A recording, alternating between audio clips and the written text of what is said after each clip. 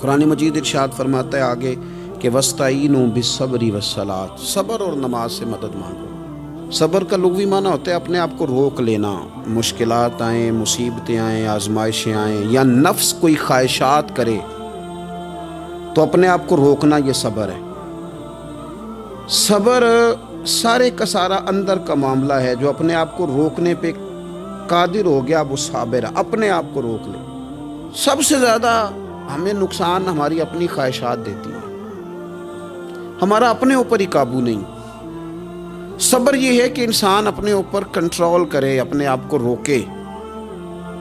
اسی لیے نبی پاک صلی اللہ علیہ وسلم نے صحابہ سے پوچھا تھا نا پہلوان کون ہے، تو یا رسول اللہ جو میدان میں اترے اور اپنے دشمن کو بچھاڑ دے، تو حضور نے فرمایا نہیں، جو غصے کے وقت اپنے آپ کو قابو کر لے وہ پہلوان ہے، جو تحمل کا مظاہرہ کر جائے وہ پہلوان ہے۔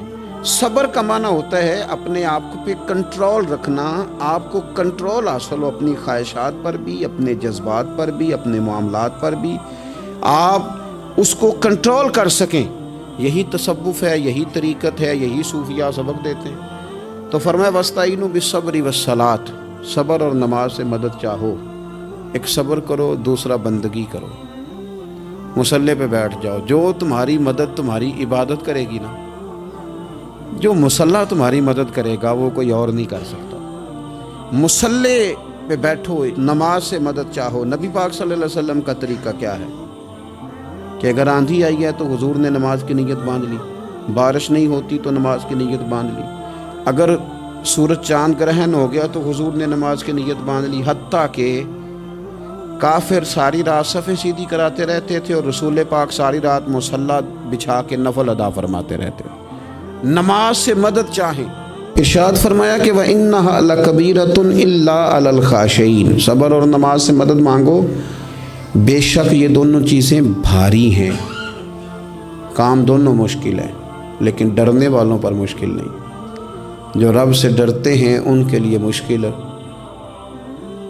اب مجھے اجازت ہونی چاہیے نا، یہ کہہ لینا چاہیے نا کہ کوئی شخص کہے میرا نماز میں دل نہیں لگتا، تو میں اسے کہوں کہ تو رب سے ڈرتا ہی نہیں، اصل میں تو ڈرتا ہی نہیں۔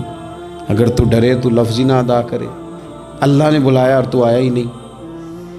فرمایا یہ وزن ضرور ہے ان دو چیزوں کا، لیکن ڈرنے والوں پر، یہ ڈرنے والے کون ہیں؟ فرمایا الذین یظنون انہم ملاقو ربہم وانہم الیہ راجعون، جو اس بات کا یقین رکھتے ہیں کہ ہم نے اپنے رب سے ملاقات کرنی اور ہمیں اسی کی طرف لوٹ کر جانا ہے۔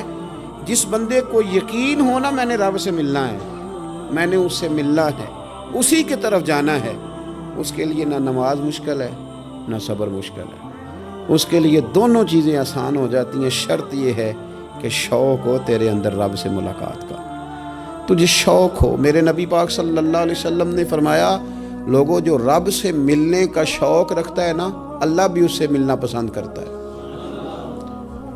اور جس کے دل میں شوق ہی نہیں رب سے ملنے کا، تو جو اللہ کی ملاقات پہ یقین رکھتا ہے نا، وہ پھر نماز اور صبر کا عادی ہو جاتا ہے۔ تو ان تین چار چیزوں پر خوب توجہ کریں، خوب توجہ کریں۔ صبر اور نماز خاص چیز ہے۔ حضرت غوث اعظم رضی اللہ تعالیٰ عنہ فرماتے ہیں اگر آزمائشیں نہ ہوتیں تو سارے لوگ ہی عابد زاہد ہوتے۔ یہ تو آزمائش آتی ہے، صبر کرنا پڑتا ہے، تو پھر پتہ چلتا ہے کہ عابد زاہد کون ہے۔ آزمائشیں نہ ہوتی تو سارے ہی عابد زاہد ہوتے۔